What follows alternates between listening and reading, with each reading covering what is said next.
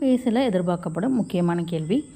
ஒரு எண்ணின் 1/3 6/1 3/2 64 எனில் அந்த எண் என்ன? இந்த சம ரொம்ப ஈஸியாக சால்வ் பண்ணிடலாம். Hi hello government officers, welcome to daily 5 minutes study channel.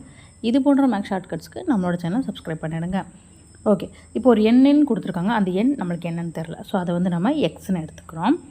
அது ஒரு வேல்யூ கொடுத்துட்டு அது 64 அப்படின்னு கொடுத்துருக்காங்க. இப்போ இடையில என்ன கொடுத்துருக்காங்கன்னா 3/1 அப்படின்னு கொடுத்துருக்காங்க.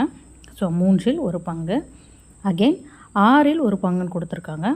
6/1 அகெயின் வந்து 3/2 அப்படின்னு கொடுத்துருக்காங்க. ஸோ 3/2. ஸோ இதுதான் நம்மளுக்கான ஈக்குவேஷன். ரைட் சைடு பார்த்திங்கன்னா 64 இருக்குது. ஸோ எக்ஸை மட்டும் நம்ம லெஃப்ட் சைடு வச்சுட்டு மிச்சம் எல்லாத்தையுமே வந்து ரைட் சைடு கொண்டு போகிறோம். அப்போ உங்களுக்கு கிடைக்கிற ஈக்குவேஷன் x = 64 × 3/1 6/1 3/2. ஓகே, இப்போ 1 2s are 2 3 2s are 6.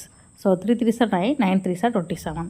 So 64 × 27 17 28.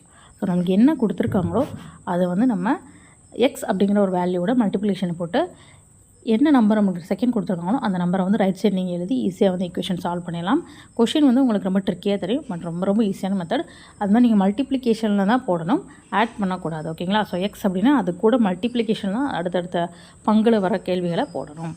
I hope enjoy this video. Thank you.